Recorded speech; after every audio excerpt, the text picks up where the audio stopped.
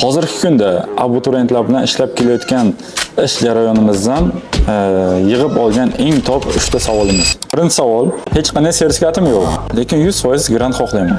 Bu ajoyib savol, lekin hech qanaqa sertifikat bo'lmay turib, sizga qanaqa grant taklif qila olamiz? 1+4, ya'ni 1 yil Xitoy tilini o'rganib, keyin 4 yil bakalavr o'qishingiz mumkin. Ikkinchi savol, o'qish, ishlash, menga ikkalasi ham kerak. Bunaqa savollarni qayerdan oladi odamlar?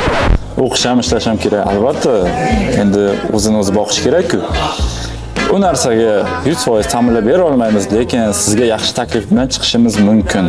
Agar sizga ajoyib g'oya bo'lsa, uni investitsiya qilishga ham tayyor biz. Uchinchi savol. Men faqat o'zbek tilini yaxshi bilaman. Xitoy tili yoki ingliz tilini endi o'rganmoqchiman. Xo'p. Eng ajoyib savollardan biri bu. O'zbek tilini yaxshi bilasiz, Xitoy va ingliz tilini o'rganmoqchisiz. Albatta, yangi muhitga kelgandan keyin, xitoyliklarning muhitiga kelgandan keyin avtomatik o'rganib ketaman deb o'ylashingiz mumkin. Yo'q. Buni o'qimasangiz, o'rganishingiz juda qiyin bo'ladi. Ingliz tilini ham, xitoy tilini ham. Bu uchun bizga o'zimizning gruppalarimiz bor. Nima deydi? Corner deydi. Nima deydi? Uголовкlar. Corner deydi. Xitoy va ingliz tili uголовкlarimiz bor. To'garaklar, o'shalarga qo'shib qo'yishimiz mumkin va uni o'rganishingizga qiynalmaysiz.